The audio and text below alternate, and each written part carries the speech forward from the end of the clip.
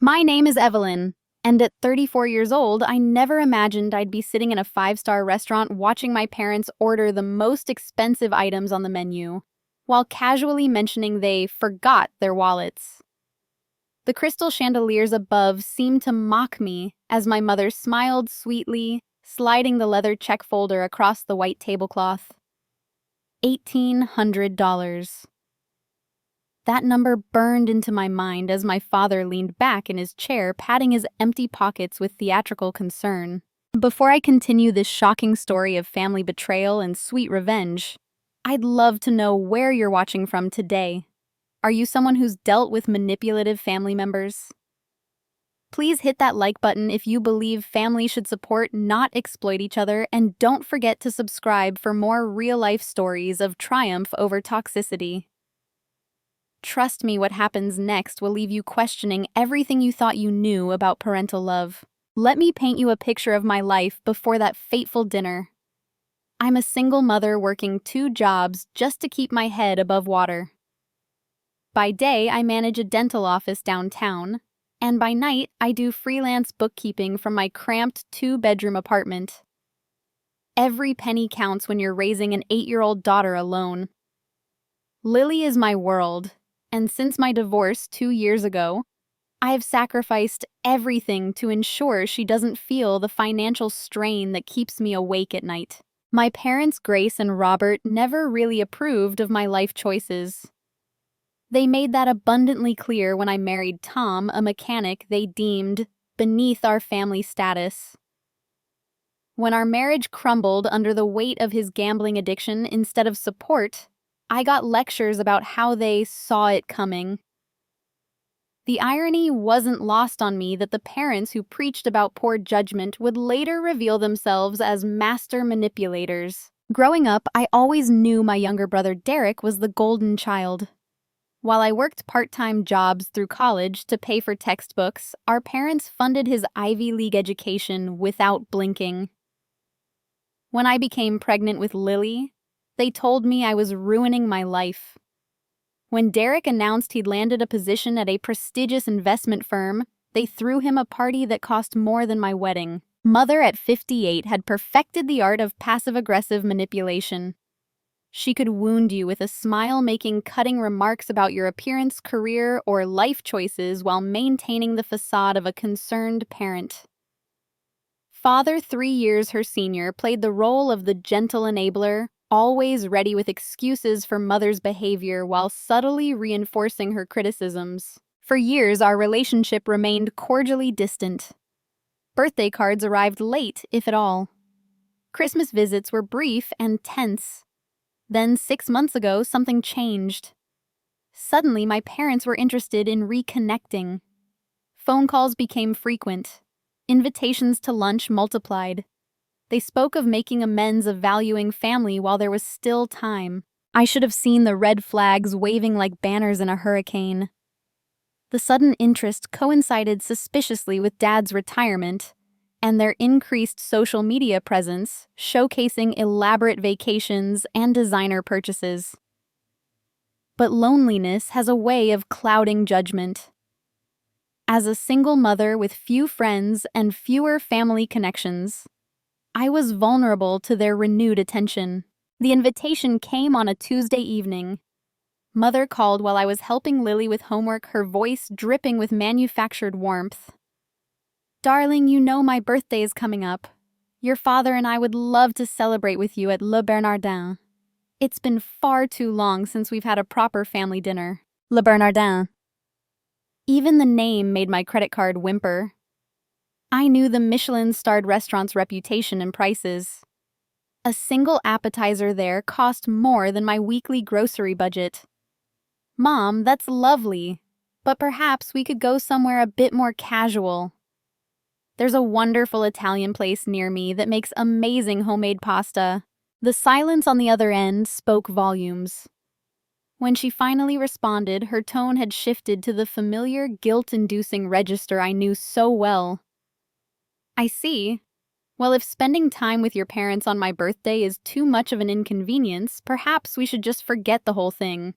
I'll tell your father you're too busy for us as usual." The manipulation was textbook Grace. Make a request interpret any hesitation as rejection, then paint yourself as the victim. I found myself apologizing, explaining about my financial situation, only to be met with sighs and tuts. Evelyn, dear, we're not asking you to pay. We simply want to see our daughter. Is that really too much to ask? We never see you anymore. Sometimes I wonder if you're ashamed of us.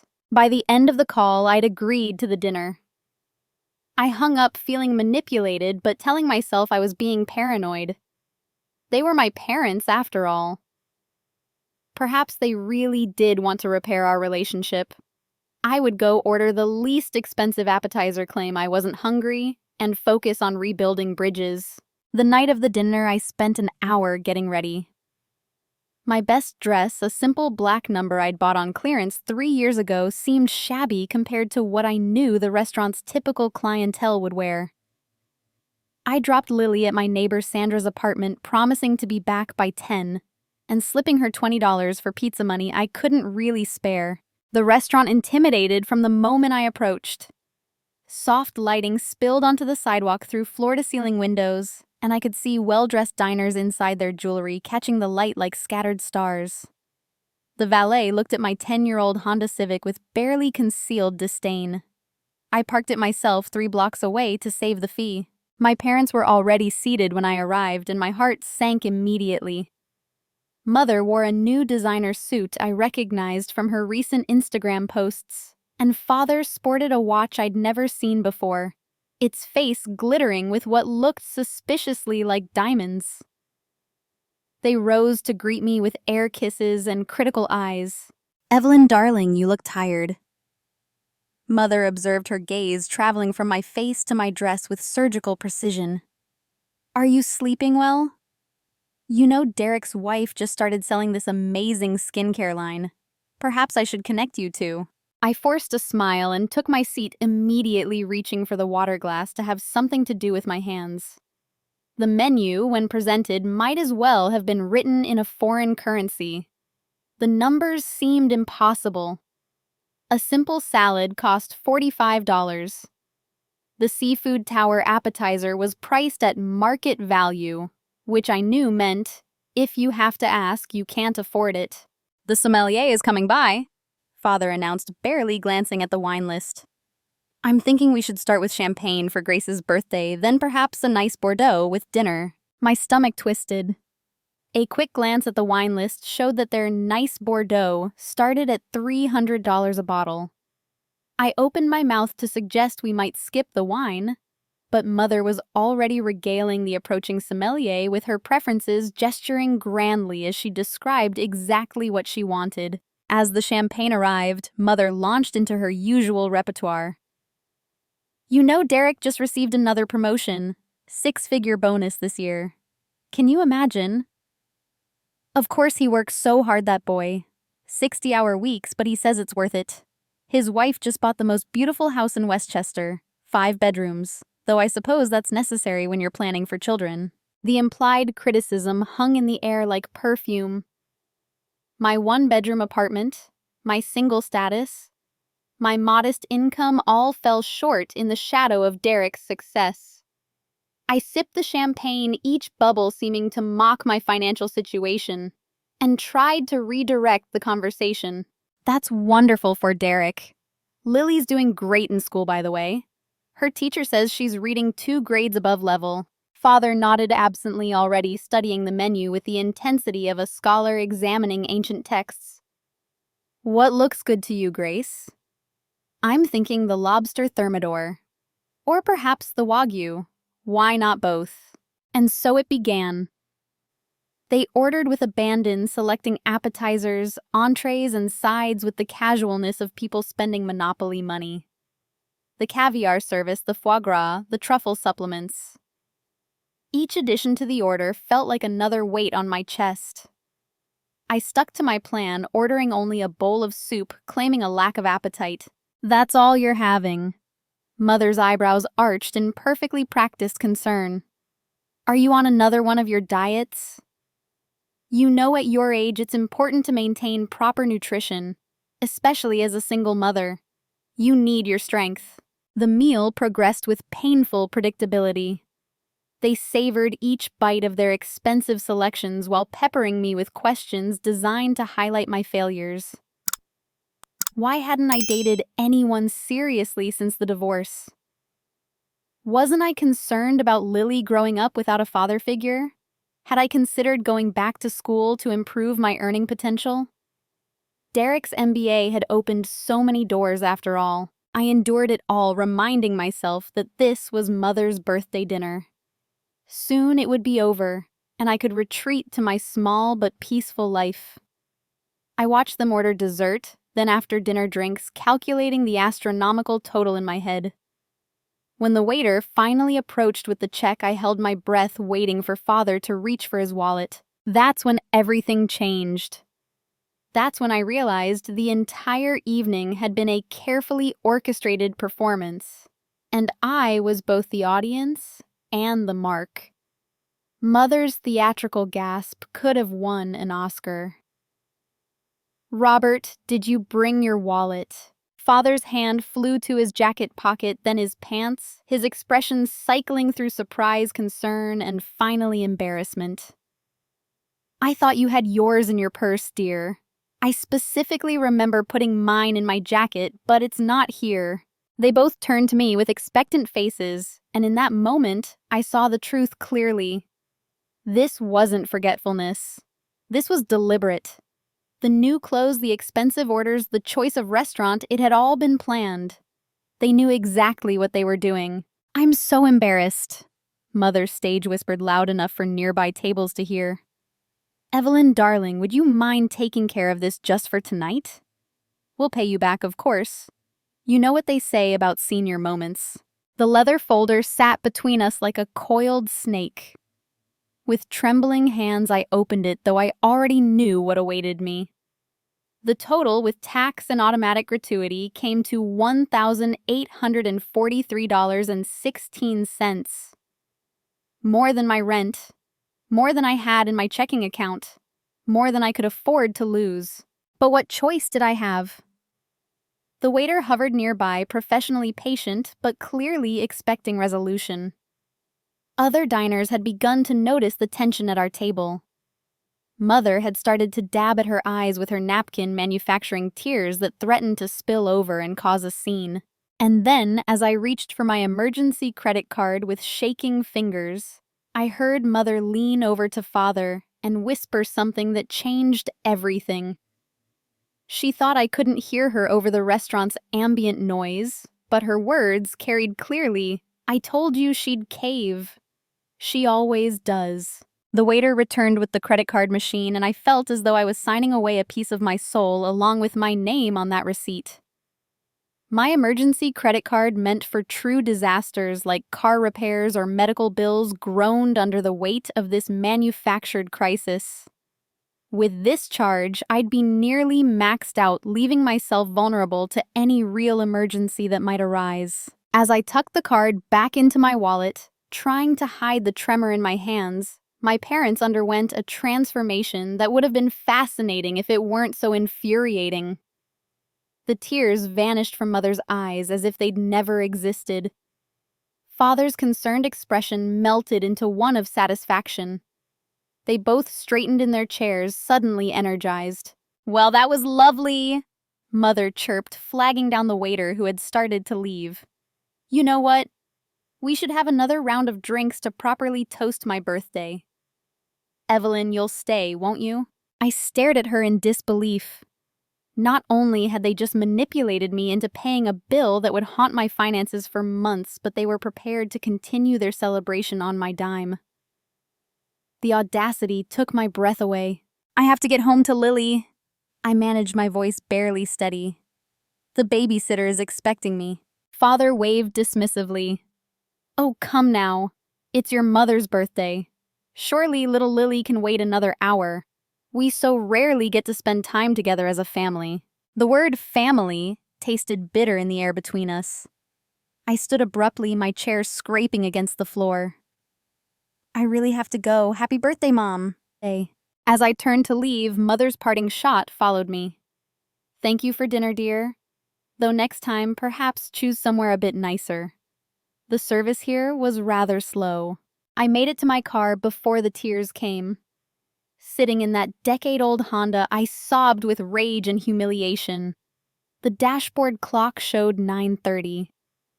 I had promised Sandra I'd be back by 10, and I always kept my promises, unlike some people. During the drive home, my phone buzzed repeatedly. I ignored it until I reached a red light, then glanced at the screen.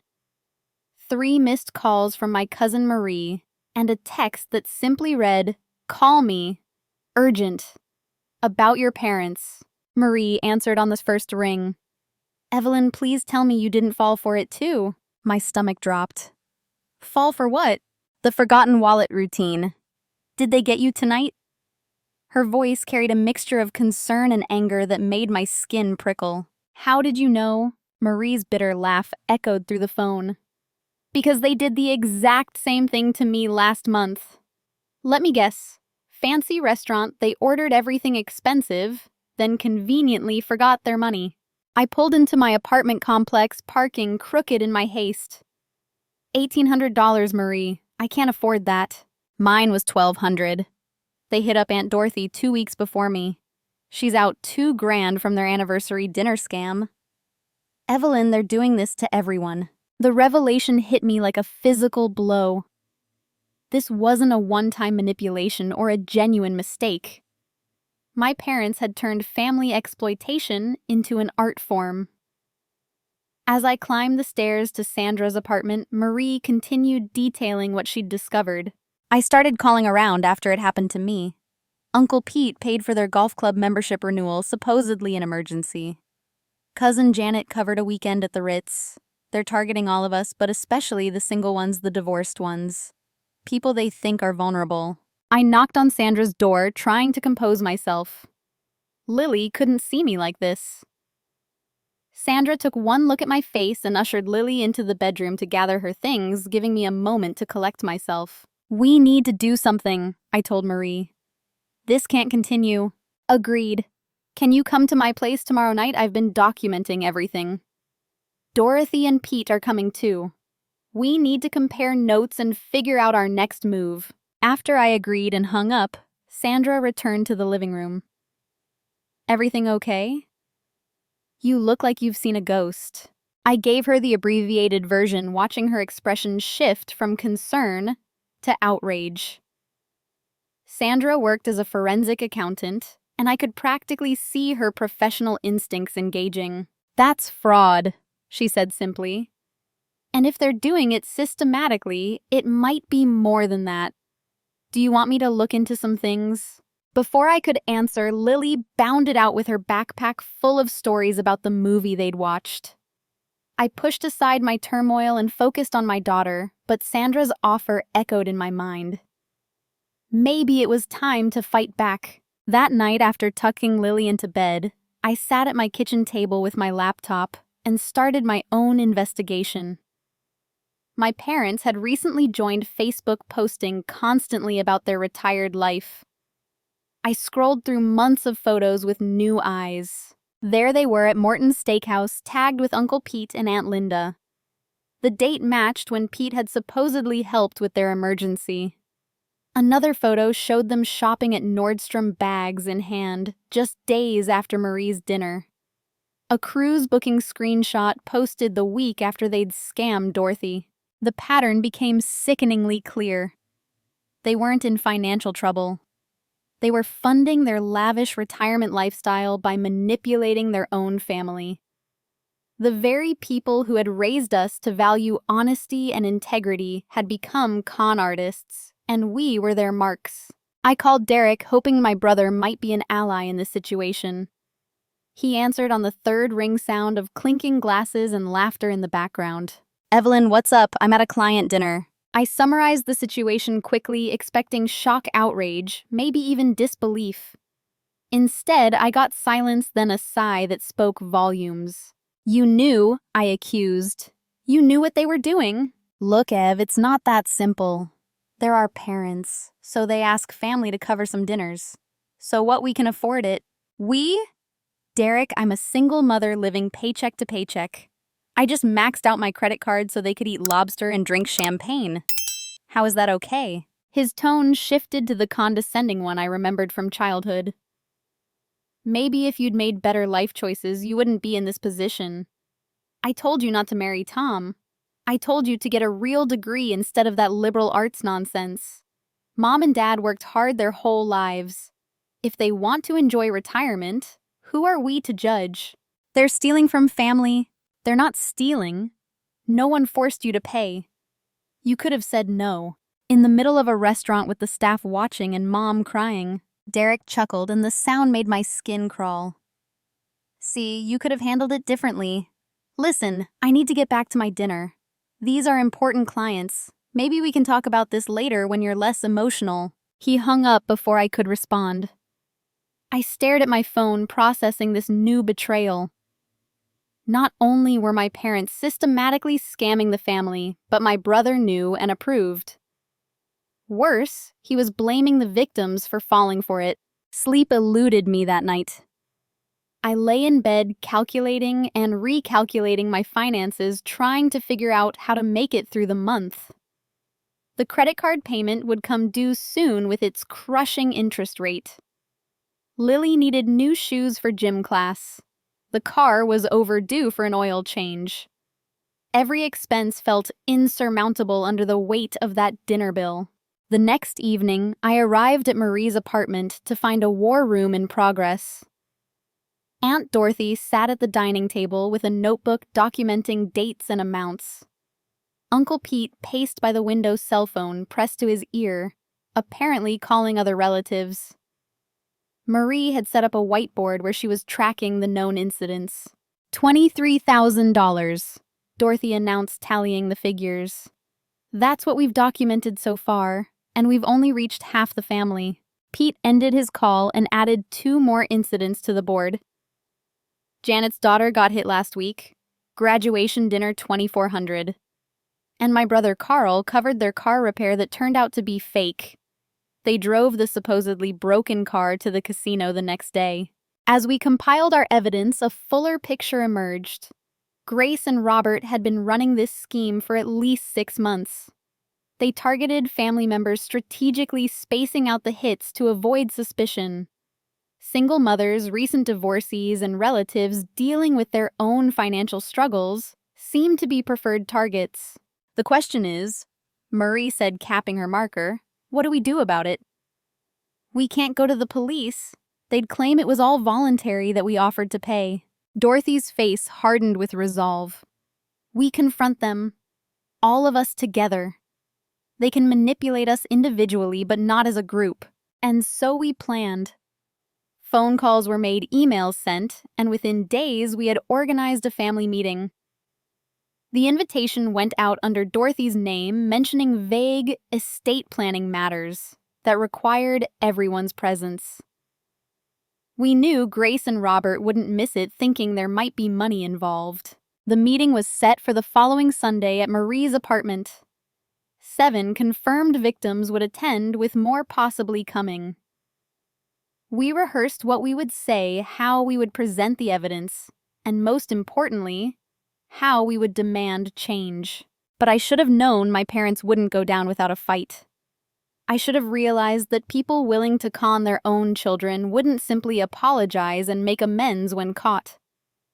The real war was about to begin, and they would prove just how low they were willing to sink. Sunday arrived with deceptive calm. I dropped Lily at Sandra's again, this time explaining I had an important family meeting. Sandra wished me luck, reminding me of her offer to help investigate my parents' finances. I tucked that possibility away, hoping we could resolve this within the family. Marie's living room filled quickly. Besides the core group from our planning session, 3 more relatives had confirmed their victimization.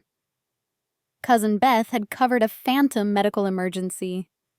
My father's brother William had been guilted into paying for car repairs that never happened. Each story added another brick to our wall of evidence. At precisely 2 o'clock, my parents arrived. They swept in with the confidence of royalty, granting an audience, mother wearing yet another new outfit, father checking his mysteriously recovered wallet as he entered. Their faces showed mild curiosity mixed with the particular brand of condescension they reserved for family gatherings. "Dorothy, dear," mother cooed, air-kissing our aunt. "What's this about estate planning? Has someone passed that we haven't heard about?" Dorothy gestured to the assembled group. "Actually, Grace, we need to discuss something else. Please, both of you have a seat." The atmosphere shift was palpable. My parents exchanged glances, their social masks flickering. They perched on the edge of Marie's sofa like birds prepared for flight. I stood first, my prepared words suddenly feeling inadequate. "Mom. Dad, we know what you've been doing. The forgotten wallets, the emergencies, all of it. We've compared notes." Marie activated the whiteboard, revealing our documented evidence. Names, dates, amounts all laid out in undeniable detail. 23 incidents over 6 months, totaling over $30,000 extracted from family members who could barely afford groceries. Father's face went through several transformations before settling on indignation. "This is absurd. You're keeping a tally of family dinners. How petty can you be?"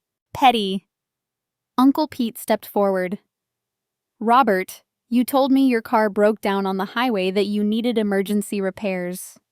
I drove 2 hours and gave you $1,500 in cash. That same night, Dorothy saw you at the casino. Mother's tears appeared on cue, but this time we were ready for them. I can't believe our own family would ambush us like this. We've made sacrifices our entire lives for all of you. Is it so wrong to want to enjoy our retirement? With money you trick out of us." Beth's voice shook with anger. "I skipped my own anniversary dinner to cover your supposed medical emergency. My husband and I haven't been out in months because we're recovering financially from helping you." The confrontation escalated quickly. My parents denied nothing but justified everything. They were owed, they claimed. They'd raised us, attended our graduations, given wedding gifts. Apparently in their minds, this entitled them to unlimited access to our wallets through deception. "You're all so ungrateful." Mother spat, her tears drying instantly. "Derek understands. He helps his parents without all this drama. Because you give him money." I couldn't hold back anymore. "He told me you've been funneling cash to him while stealing from the rest of us. He's been advising you on who to target." The revelation sent shockwaves through the room. Several relatives pulled out phones, presumably to confront my brother. The careful facade my parents had maintained crumbled entirely. Father stood abruptly. "We don't have to listen to this. You want to turn this into some sort of trial, fine. But don't expect us to sit here and be insulted by people who should be thanking us for everything we've done." They tried to leave, but Pete blocked the door. "Not yet. We want our money back, and we want this to stop. Today." Mother laughed, a sound like breaking glass. "You gave us gifts. All of you. Voluntary gifts. You think that's illegal? You think anyone would take your side? We're senior citizens on a fixed income. Who's going to believe we're master criminals?" And there it was. They'd revealed their ultimate defense. They knew exactly how this would look to outsiders. Elderly parents being accused by seemingly ungrateful children. They'd counted on shame and social pressure to keep us silent, and they were betting it would continue to protect them. "Then we'll have to protect ourselves," Dorothy announced. "Effective immediately, none of us will meet you at restaurants or any place requiring payment. No more emergencies will be covered without verification. You've broken our trust." The meeting ended with my parents storming out, father muttering about ungrateful children, and mother promising we'd all regret this. The family members who remained sat in shell-shocked silence before slowly dispersing, each processing the reality of our parents' true nature. That evening, Sandra called with an unexpected development. "Evelyn, I hope you don't mind, but I did some digging on public records. Your parents aren't just comfortable, they're wealthy. Your father's pension is substantial, and your mother inherited close to $500,000 from her mother's estate 2 years ago. I gripped the phone tighter. $500,000. But they said Grandma only left a small amount. Public probate records don't lie. There's more. They've been claiming financial hardship on various applications while simultaneously booking luxury cruises and buying designer goods. This might actually constitute fraud. The revelation demanded action. I forwarded Sandra's findings to the family group chat we'd formed. The response was immediate and furious. Not only had our parents stolen from us through manipulation, but they'd also lied about their inheritance, probably to prevent us from expecting any share. 2 days later, the retaliation began. I arrived at work to find my boss waiting with a concerned expression. Evelyn, I received a disturbing call about you yesterday. Someone claiming to be a family friend said you're having a mental health crisis. My blood ran cold. What exactly did they say? That your divorce left you unstable, that you've been making false accusations against family members, and that we should be aware you might have episodes at work. I didn't believe it, of course, but I thought you should know. Mother, it had to be. I explained the situation briefly, professionally, grateful that I'd built enough trust with my employer over the years to weather this attack. But if she'd called my workplace, where else had she spread her poison? The answer came that afternoon when Lily's school called. Miss Peterson, we've received a concerning message about your home situation. Someone named Grace called claiming to be Lily's grandmother, saying she's worried about neglect. I raced to the school furious and terrified in equal measure. The principal thankfully was skeptical of the anonymous accusations, but protocol required them to document everything. I spent an hour explaining the family situation, providing character references, and assuring them that Lily was safe and loved. Mommy, why would Grandma say bad things about you? Lily asked that night, having overheard enough to be confused and hurt. How do you explain to an 8-year-old that her grandparents are malicious manipulators? I settled for a simplified version about adults sometimes disagreeing and assured her that everything would be okay. But would it? Over the next week, the attacks intensified. My parents filed a defamation lawsuit claiming we'd damaged their reputation with false accusations. The lawsuit was clearly frivolous, designed to drain our resources and energy. They'd hired Nathan Morrison, a lawyer known for taking questionable cases, who happened to be Derek's college roommate. The family group chat became a support system and intelligence network. Dorothy received a cease and desist letter. Pete's employer got an anonymous tip about supposed financial impropriety. Marie's ex-husband suddenly received information about her unstable family situation and threatened to revisit their custody arrangement. Each attack was carefully calculated to hit us where we were most vulnerable. Single parents faced threats to their custody. Small business owners dealt with anonymous bad reviews. Those with professional licenses received complaints to their boards. The message was clear: back down or be destroyed. We can't afford to fight them legally, Beth posted in despair. I've already spent $500 just having a lawyer review their ridiculous lawsuit. I can't keep this up. She was right. My parents had resources we didn't, and they were weaponizing the legal system against us. The irony wasn't lost on me that they were using the money they'd stolen from us to fund their campaign of harassment. Then Marie dropped a bombshell in the chat. What if we didn't have to pay for legal help? I just got off the phone with Sandra's husband, Marcus. He's an attorney and he's interested in our case. Pro bono. Marcus Chen turned out to be exactly what we needed. A sharp corporate attorney with a background in fraud cases, he saw through my parents' tactics immediately. More importantly, his investigation uncovered something none of us had expected. Your parents haven't just been scamming family, he explained at our next meeting. They've been double billing insurance companies, claiming the same expenses multiple times. They've also been structuring their casino deposits to avoid reporting requirements. This isn't just family drama anymore. This is federal fraud. The room fell silent as the implications sank in. We'd thought we were dealing with garden variety manipulation and elder abuse in reverse.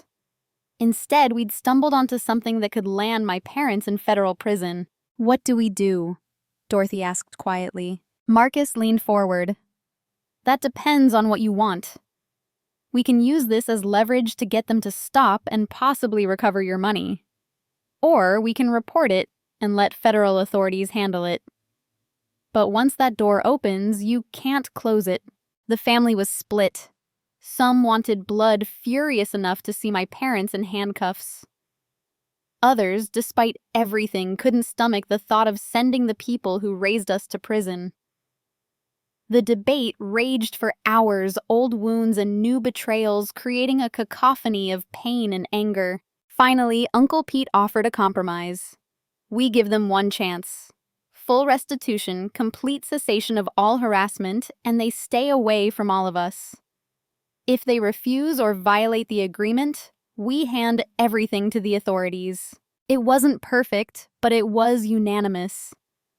Marcus would draft a formal letter outlining what we knew and what we demanded.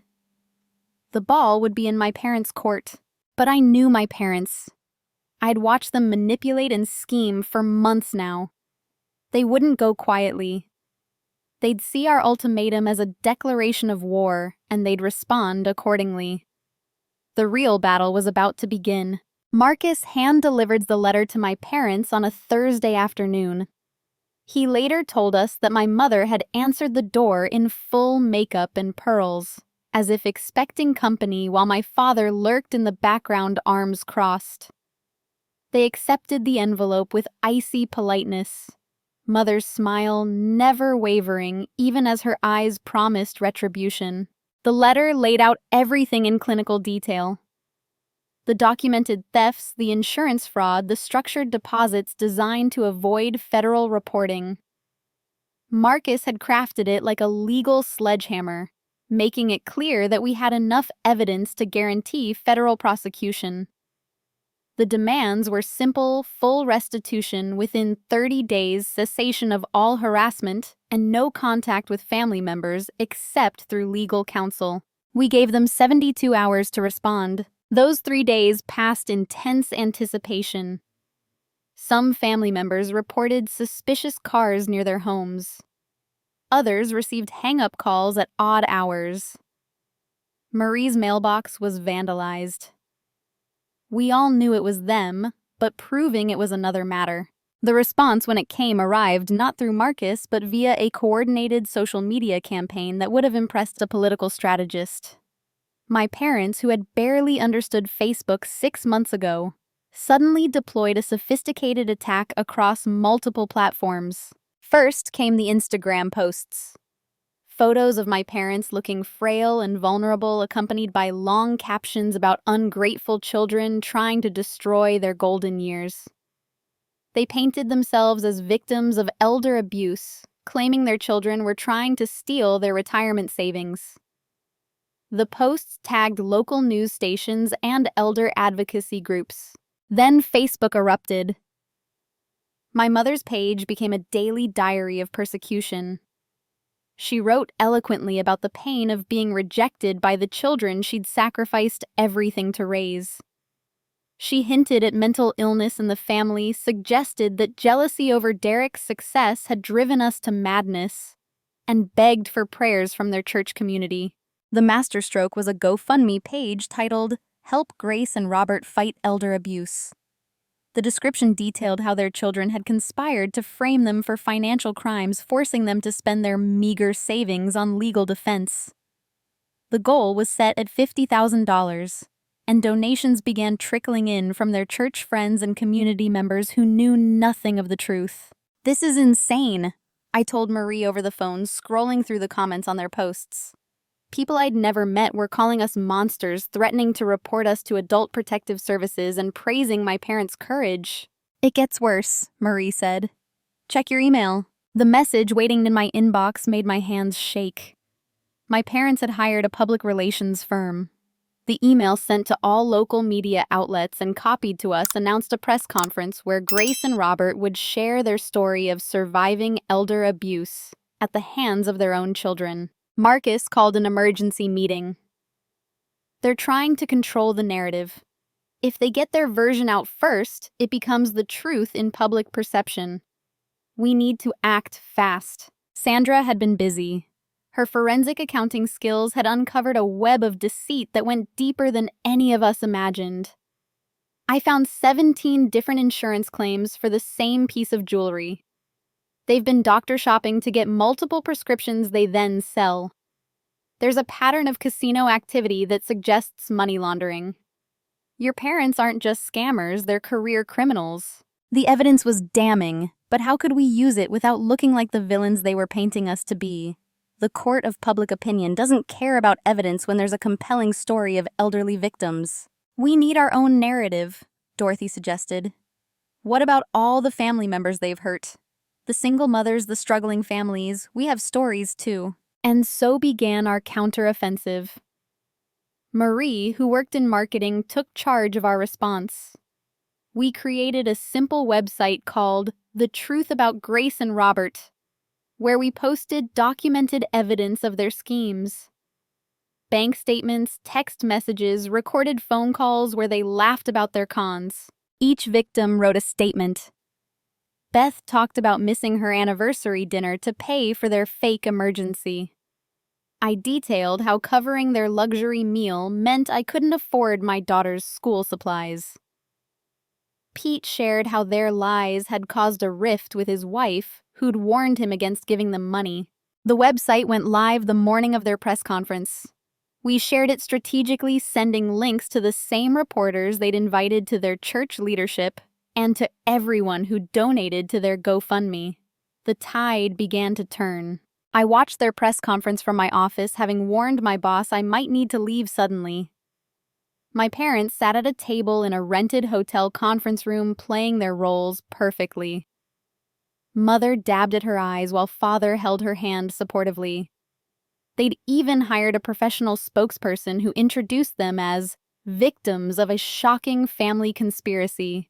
Then the questions started. Mrs. Peterson, how do you explain these bank records showing you received large cash deposits immediately after family dinners where you claim to have forgotten your wallet? Mother's tears dried instantly.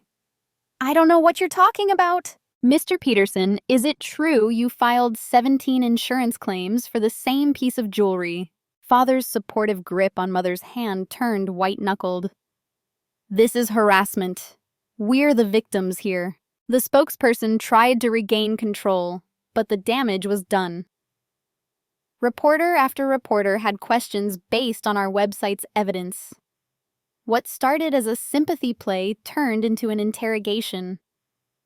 When one journalist asked about the money laundering allegations, my parents stood abruptly and left their spokesperson scrambling to follow. The video went viral within hours, but not in the way they'd hoped. Comment sections filled with people who'd been scammed by similar schemes. The GoFundMe was flooded with demands for refunds. Their church issued a statement distancing themselves from the controversy. But my parents weren't finished. That evening, as I was helping Lily with homework, my doorbell rang. Through the peephole, I saw my mother standing in the hallway alone. Against my better judgment, I opened the door, but kept the chain on. Evelyn, please. I'm your mother. Can't we talk about this like civilized people? She looked older than I'd ever seen, her makeup slightly smeared, designer clothes wrinkled. For a moment, I almost felt pity. Then I remembered the $1,800, the threats to my job, the attempt to turn my daughter against me. We have nothing to discuss. Please leave. Her mask slipped completely then. The loving mother act vanished, replaced by something cold and calculating. You always were an ungrateful little bitch, just like your grandmother. She saw through me too, you know. That's why she left everything to charity instead of us. But I got the last laugh. That stupid old woman never knew I'd already transferred most of it before she died. I fumbled for my phone, hitting record just as she continued her rant. You think you're so smart with your website and your lawyer. But I know things about you, Evelyn. Things that would destroy you. That mental breakdown you had after Tom left. The pills you took. How do you think a judge would view that when considering custody? I never had a breakdown. I never took pills. You're lying. She smiled, and it was like looking at a stranger. Who's going to believe you? I'm your mother. I was there. I saw everything. And I'll swear to it in court if you don't back down. Drop this ridiculous vendetta, get your attack dogs to heel, and we'll consider not destroying your life. Get out, now. Think about Lily, she called as I closed the door. Think about what's best for her. Because I promise you, if you continue this, she's the one who'll suffer most. I saved the recording and immediately sent it to Marcus and the family group. The mask had finally slipped completely and we'd captured it. But her threats terrified me. Would she really manufacture evidence of mental illness? Would courts believe her lies over my truth? Marcus responded quickly. This is witness intimidation and attempted extortion. We need to file a police report immediately. And Evelyn install security cameras. Today. The war had escalated beyond anything we'd imagined. My parents had revealed themselves as not just manipulators or thieves, but as genuinely dangerous people willing to destroy their own children to protect their crimes. And we were running out of options that didn't involve law enforcement. That night, after installing new locks and a camera system, I sat with Lily as she fell asleep. Her peaceful face reminded me what I was fighting for. Not just the money, though we desperately needed it. Not just justice, though, that mattered too. I was fighting for the right to live free from manipulation and fear to raise my daughter without toxic people in our lives, even if those people shared our DNA. The final battle was coming. My parents had made it clear they'd rather destroy us all than admit wrongdoing. But they'd underestimated something crucial. They'd spent so long seeing us as individual marks, isolated and vulnerable, that they'd failed to realize we'd become something more. We'd become a united front, and we were done being victims. The restraining order I filed after Mother's recorded threats was served on a Tuesday morning. By Tuesday afternoon, my parents had unleashed hell. Their retaliation came in waves, each more vicious than the last, designed to break us individually, since they couldn't defeat us collectively. The first wave targeted our employers. My boss called me into his office, his expression grim. Evelyn, I've just spent 40 minutes on the phone with someone claiming to be from Adult Protective Services. They're investigating you for elder abuse. My heart sank. It's my parents. They're trying to destroy me because we caught them stealing. I figured as much when they couldn't provide a case number. But Evelyn, they knew details about you, about Lily, about your schedule here. They've been watching you. The thought made my skin crawl. How long had they been surveilling me? What else did they know? I thanked my boss for his support and immediately texted the family group. Within hours, similar reports flooded in. Pete's construction company received calls claiming he was an elder abuser who couldn't be trusted. Marie's ex-husband got an anonymous packet of manufactured evidence suggesting she was unstable. Then came the digital assault. My Facebook account was hacked despite strong passwords. Suddenly, my profile was posting bizarre rants about conspiracy theories and family persecution. By the time I regained control, screenshots had been sent to my professional network. My carefully maintained LinkedIn profile was bombarded with fake connection requests and malicious recommendations. They've hired someone, Sandra determined after examining the digital attacks. This isn't amateur work. They're paying for professional harassment. The second wave hit our children. This was when I realized my parents had crossed every moral line that existed. Lily came home from school confused and upset. Mommy, there was a lady at recess who said she was Grandma's friend. She tried to give me candy and said Grandma misses me. I filed a police report immediately, but the woman had vanished. The school increased security, but the damage to Lily's sense of safety was done. She started having nightmares asking if bad people were going to take her away. Other family members reported similar incidents. Beth's teenage son received Instagram messages from fake accounts claiming his mother was a thief. Dorothy's grandchildren were approached at their bus stop by someone asking questions about their family. The message was clear: your children aren't safe. Marcus organized another emergency meeting. This has escalated beyond harassment. They're potentially endangering minors. We need to involve law enforcement fully. But my parents had anticipated this. When police attempted to question them about the school incidents, they presented a carefully crafted counter-narrative. They were concerned grandparents, they claimed, worried about children being poisoned against them. They had documentation of our harassment, including the website we'd created and the restraining order they painted as persecution. Derek emerged from the shadows, then revealing his true role in their scheme. He gave an interview to a sympathetic blogger portraying himself as the only sane member of a family gone mad. He claimed we were jealous of his success, that we'd invented these elaborate lies to extort money from our elderly parents. He even suggested that I'd coached Lily to lie about the school incident. The blog post went viral in certain circles. Suddenly, we weren't just dealing with my parents, but with internet trolls who'd decided we were the villains. My work email filled with hateful messages. Marie's business reviews were bombed with 1-star ratings. Pete found his construction sites vandalized with graffiti, calling him an elder abuser. They're trying to make it too expensive for us to continue, Marcus observed. Every day this goes on, you're losing money, reputation opportunities. They're betting you'll break before they do. He was right. Beth dropped out first, exhausted and terrified for her children. She sent a message to the group apologizing, but explaining she couldn't risk her son's safety or her job anymore. My parents had successfully isolated one of us from the pack. Then came the legal assault. Beyond their defamation suit, my parents filed complaints with every relevant agency they could think of. Child Protective Services received an anonymous tip about neglect in my home. The IRS was told I was hiding income. My professional licensing board got a complaint about ethical violations. Each complaint was eventually dismissed, but not before costing time, money, and emotional energy I didn't have. I spent hours in meetings with investigators, providing documentation, defending myself against baseless accusations. The stress began affecting my work performance, giving my parents' lies a kernel of truth to exploit. The masterstroke came when they targeted our support network.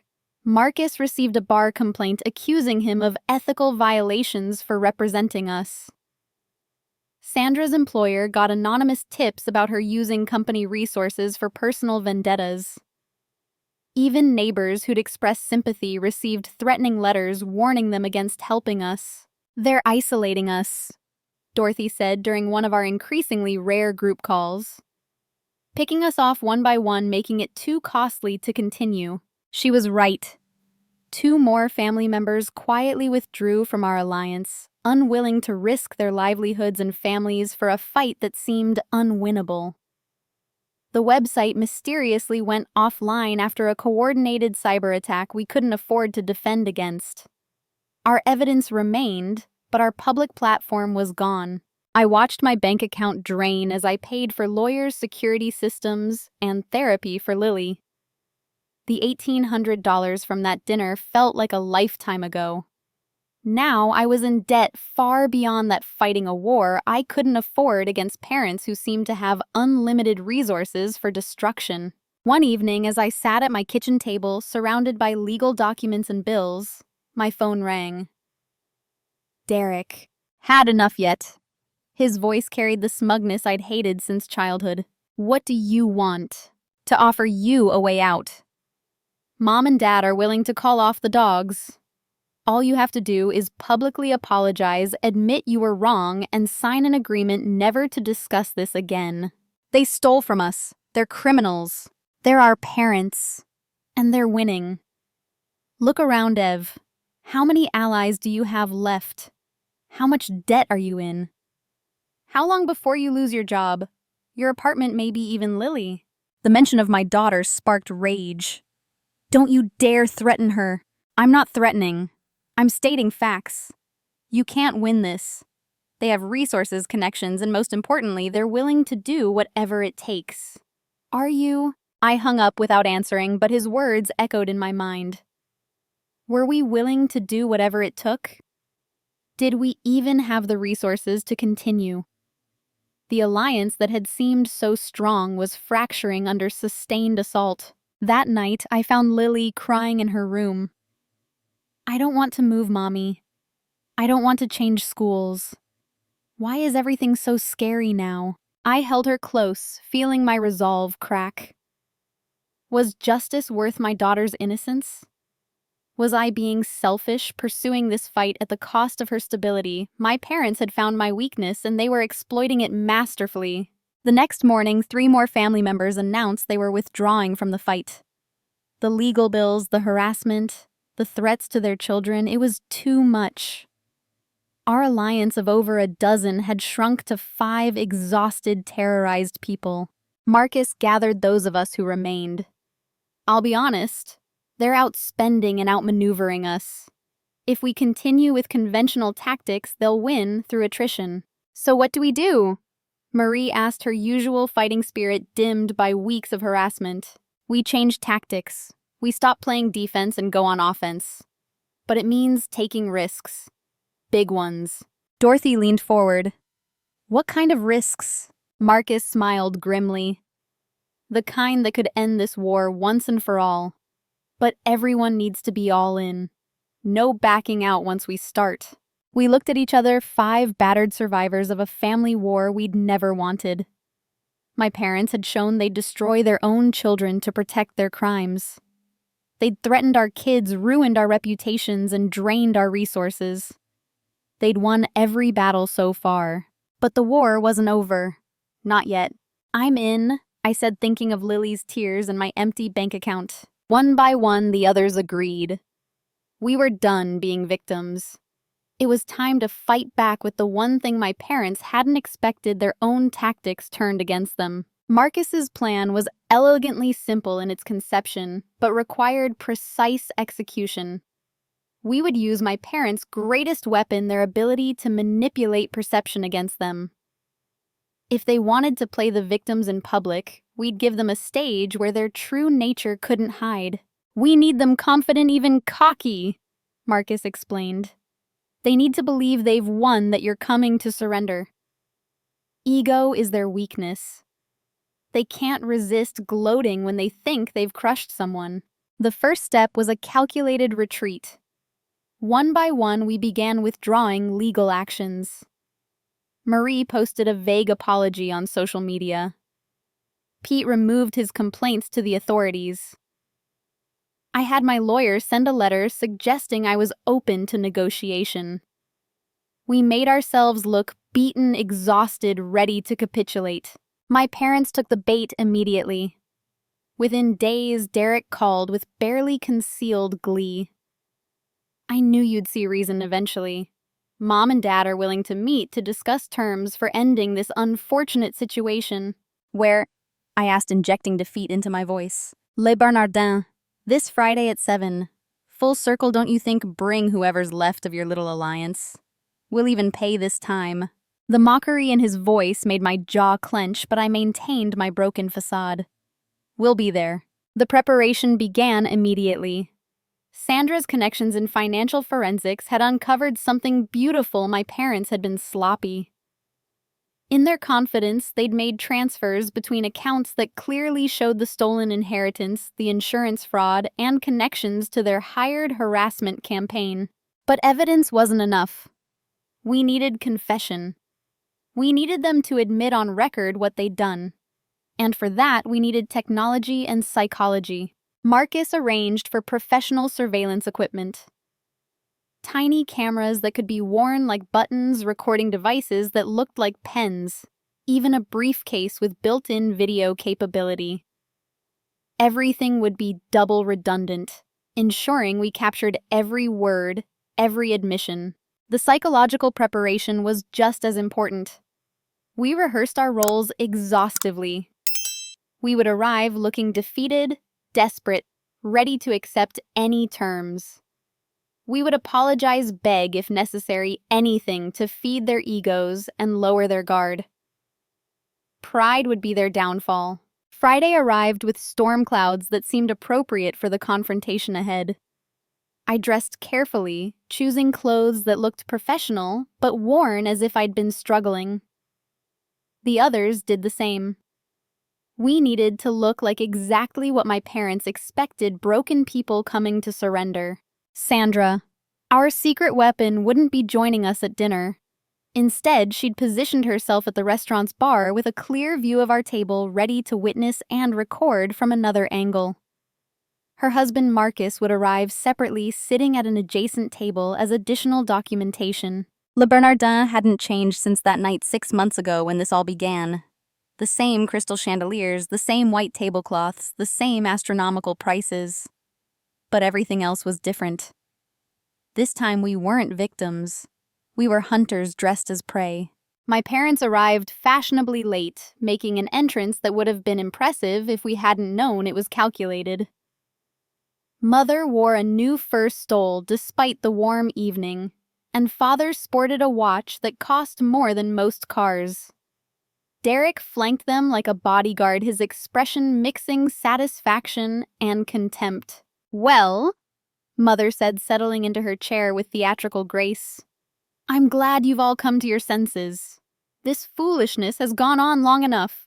We murmured agreement, keeping our eyes downcast. Marie actually managed tears, though I knew they were tears of rage rather than defeat. The waiter approached, and true to form, my parents ordered the most expensive items available.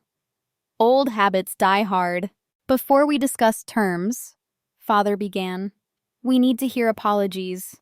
Real apologies.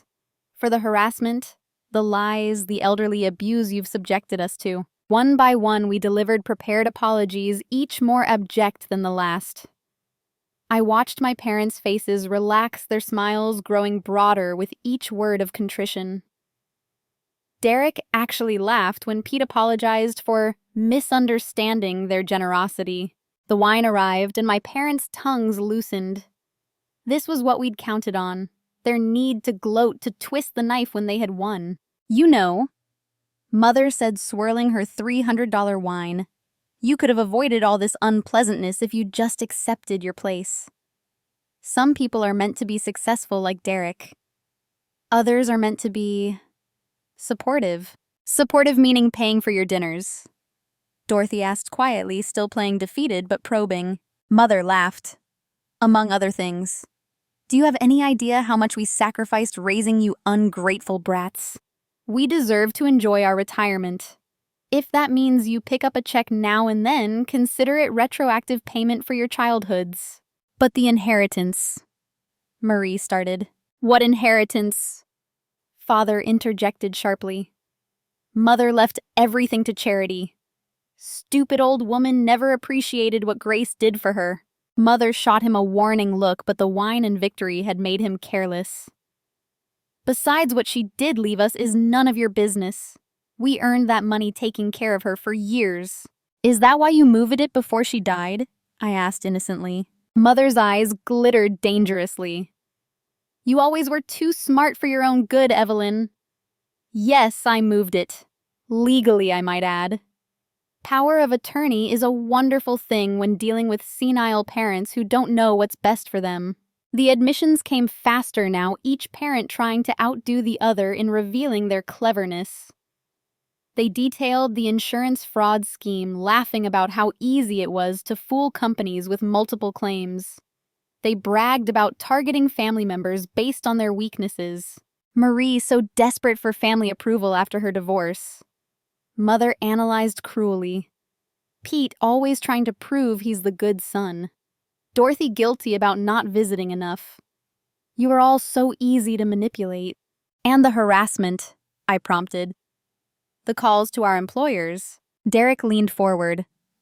That was my idea. Amazing what you can accomplish with a few $1,000s and the right connections. Though honestly, most of you folded faster than we expected. Except you, Evelyn. You always were stubborn like Grandma. The threats to the children, though, Dorothy said carefully. That wasn't really you, was it? Oh, that was all Grace, Father said proudly. She said if we threatened the kids, you'd all cave immediately. Brilliant, really. Though we never would have actually hurt them. We're not monsters. The distinction seemed lost on him. They'd terrorized children, but somehow maintained they weren't monsters. The cognitive dissonance was staggering. As the meal progressed, they revealed more. The money laundering through casinos, structuring deposits to avoid federal reporting, even their plans to continue the scheme with extended family who hadn't yet been warned. The beauty is, Mother explained, even if you'd gone to the police, who would they believe? Successful retirees with strong community ties or bitter children trying to steal their parents' money. The narrative is everything, and we control it. Not anymore, I said, dropping my defeated act entirely. The change in my tone made them freeze. I pulled out the pen camera, setting it on the table. Marie revealed her button camera. Pete showed the recording app on his phone. One by one, we laid out the surveillance equipment that had captured every damning word. Mother's face went white. You can't record us without consent. It's illegal. Marcus stood from the adjacent table, approaching with legal documents.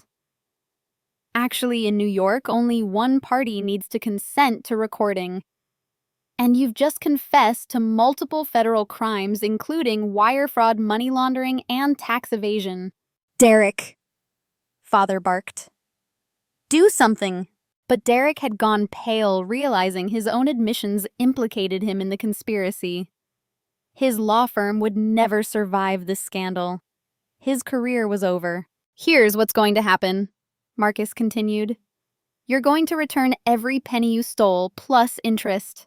You're going to sign agreements never to contact any family member again. You're going to liquidate assets to make your victims whole. Or this recording goes to the FBI tomorrow morning. This is extortion, Mother shrieked, her composed facade finally cracking completely. No, Dorothy said firmly. This is justice. The same deal we offered before, except now you have no choice. Sandra approached from the bar, introducing herself formally. I'm the forensic accountant who traced your financial crimes. Every transaction, every fraud, every stolen penny. The FBI will find your scheme fascinating, especially the interstate components that make it federal jurisdiction. My parents looked at each other, then at Derek, seeking an escape that didn't exist. They'd been so confident in their victory that they'd confessed everything, never imagining we were capable of their own tactics. You have 24 hours to decide, Marcus announced. Full restitution and permanent no-contact orders or federal prosecution. Your choice. We stood to leave, but I turned back for one final moment. You taught us well, Mom. The narrative is everything. But you forgot something important. Truth beats fiction when you have it on tape. The last image I have of my parents is them sitting at that expensive table, surrounded by the luxury they'd stolen, finally understanding that their war was over. They'd won every battle, but lost the war, defeated by their own arrogance and the family they'd underestimated. 24 hours later, papers were signed. Restitution began flowing immediately. My parents liquidated their stolen assets, sold their luxury items, and returned every penny with interest. The no-contact orders were comprehensive and permanent. They were ghosts to us now, erased from our lives by their own actions. Derek disappeared. His reputation destroyed, his career over. He sent one final text calling us traitors, then blocked all contact. He'd chosen his side and paid the price. The family that emerged from this war was stronger, but forever changed. We'd learned hard truths about blood versus chosen family, about the lengths people would go for money, and about our own strength when united against evil. But we'd also learned that sometimes to defeat monsters, you have to be willing to become what they are, if only for a moment. We'd used their weapons against them, and in doing so, found our freedom. The wire transfer hit my account on a Tuesday morning 3 weeks after the confrontation at Le Bernardin. $24,600.18. It included the original $1,800 from that first dinner, 6 months of interest at the maximum legal rate, and additional damages for the harassment campaign. Staring at the number on my banking app, I felt no joy, only a profound exhaustion mixed with relief. Similar notifications pinged across our family group chat. Marie received $15,000. Dorothy got $28,000. Pete's restitution came to nearly $40,000 after tallying multiple fake emergencies. In total, my parents paid out over $300,000 to family members they'd defrauded. The money came from selling their luxury cars, jewelry, and liquidating the vacation home none of us knew they owned. But money was only part of the healing process. The deeper wounds, the betrayal, the threats, the systematic destruction of trust would take much longer to mend. The first few months were the hardest. Even with the no-contact orders in place, I found myself constantly looking over my shoulder. Every unknown caller made my heart race. Every approach from a stranger near Lily's school triggered panic. My parents had been legally banished from our lives, but their psychological presence lingered like smoke damage after a fire. Therapy became non-negotiable. I found a therapist who specialized in family trauma and manipulation. Dr. Sarah Winters had seen it all, but even she was impressed by the calculated nature of my parents' campaign. "What strikes me," she said during one session, "is how they inverted the normal parent-child dynamic. Parents are supposed to protect and provide.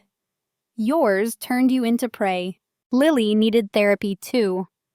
The school incident had shaken her sense of safety, and the sudden absence of grandparents she'd once loved, however distantly, required careful navigation.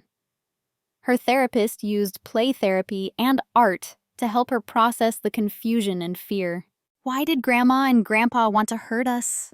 She asked one night, her small voice breaking my heart. "Sometimes people make bad choices," I explained carefully. "Even grown-ups. Even family. But we're safe now, and we have lots of people who love us the right way." The family support group that emerged from our ordeal became a lifeline. We met monthly at Marie's apartment, sharing meals and experiences. What started as a war council transformed into something beautiful. A chosen family bound by survival rather than blood. These gatherings became healing circles. Beth, who'd withdrawn during the harassment campaign, rejoined us once the danger passed. She shared how the guilt of abandoning the fight had eaten at her, but we all understood. Protecting our children came first, always. "I keep waiting for them to violate the order," Pete admitted during one gathering. "To show up at my door or call from a blocked number. The hypervigilance is exhausting." We all nodded. The shadow of our parents' manipulation had created a shared anxiety disorder among their victims. But together, we found strength. We created buddy systems for important events, knowing the holidays and birthdays might trigger contact attempts. We celebrated each other's victories and held space for the ongoing grief. Because there was grief.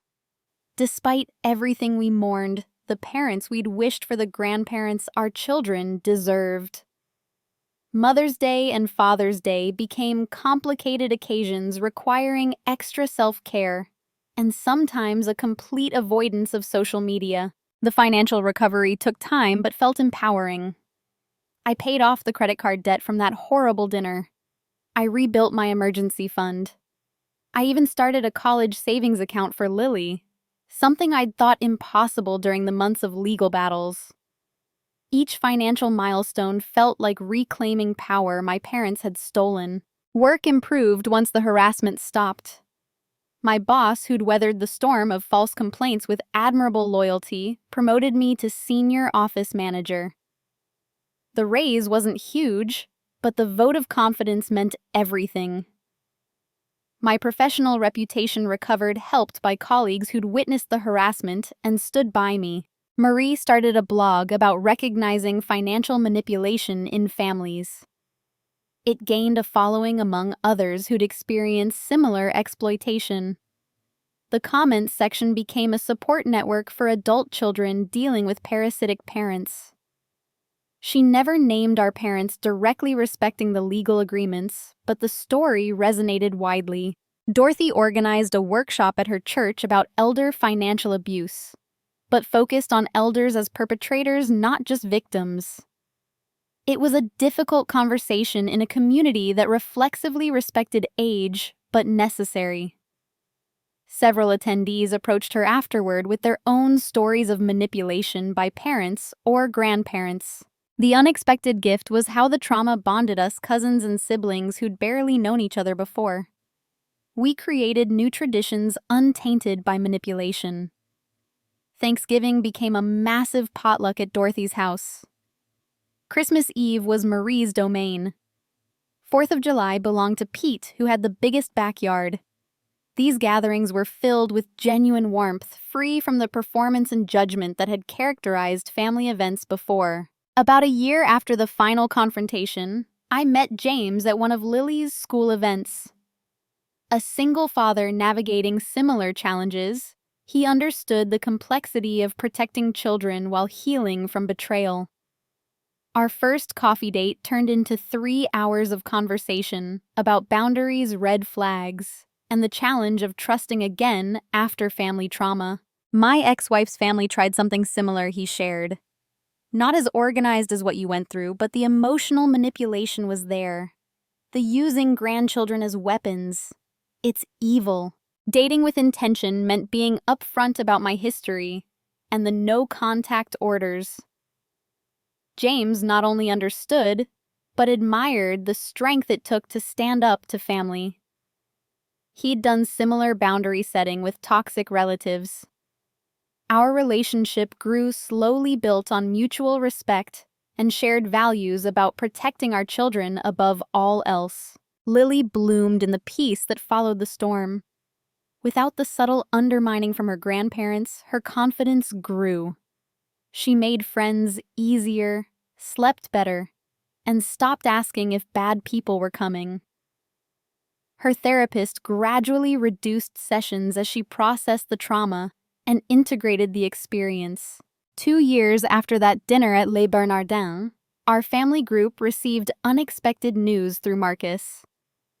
My parents had been arrested for running the same scheme in Florida, where they'd relocated after our confrontation. Without family to prey upon, they'd targeted elderly neighbors in their retirement community. But these weren't isolated, guilt-ridden relatives.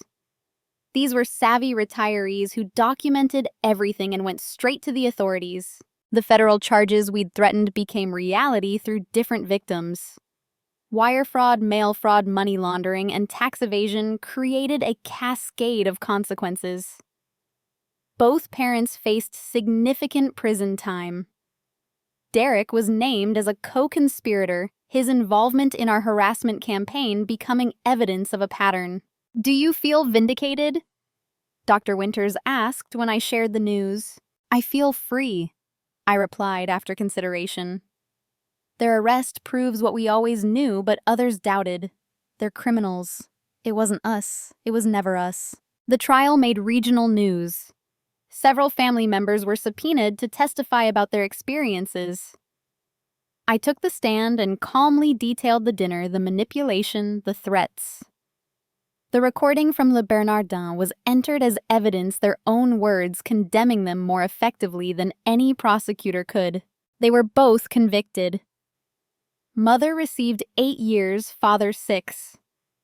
Derek got 2 years and lost his law license permanently. Watching them led away in handcuffs brought no joy, only a sense of cosmic justice. They'd spent their retirement years extracting luxury from their children's struggles. They'd spend their final years in federal prison. The victim impact statements we provided focused not on vengeance, but on the widespread damage caused by their choices. Children who'd lost trust in family. Single parents pushed into debt. Relationships strained and sometimes broken by the stress of their manipulations. The judge noted that crimes within families were particularly heinous because they violated the most fundamental trust humans possess. 3 years have passed since this ordeal began. The scars remain but have faded from angry red to silver. Our family gatherings continue stronger than ever. The children play together unburdened by the toxic dynamics we've broken. We share resources, genuinely helping each other without manipulation or scorekeeping. I sometimes think about my parents in prison, not with hatred or even anger anymore, just a distant sadness for the choices they made. They had a family who would have cared for them honestly if they'd shown genuine need. Instead, they chose greed, manipulation, and ultimately, isolation. Last month, I received a letter forwarded through Marcus. Mother had written from prison asking for forgiveness, claiming she'd found religion and understood her wrongs. I read it once, noted the manipulation still present in her words, and filed it away. Forgiveness doesn't require reconciliation. I forgave them for my own peace, but they remain strangers to us. As I write this, Lily is at the kitchen table doing homework, humming softly. James is cooking dinner, filling our apartment with the scent of garlic and basil. My phone buzzes with messages from our family chat planning next month's gathering. The life I've built on the ashes of my parents' destruction is more beautiful than anything I had before. Sometimes the greatest gift toxic people can give you is showing their true selves so completely that you're freed from any obligation to maintain their presence in your life. My parents' escalating abuse revealed not just their nature, but our strength. In defending ourselves, we discovered that family isn't about blood or obligation. It's about the people who stand with you when standing costs everything. The empty chairs at our holiday tables no longer represent loss, but liberation. We've filled those spaces with chosen family, with partners who respect boundaries, with friends who became siblings through shared struggle.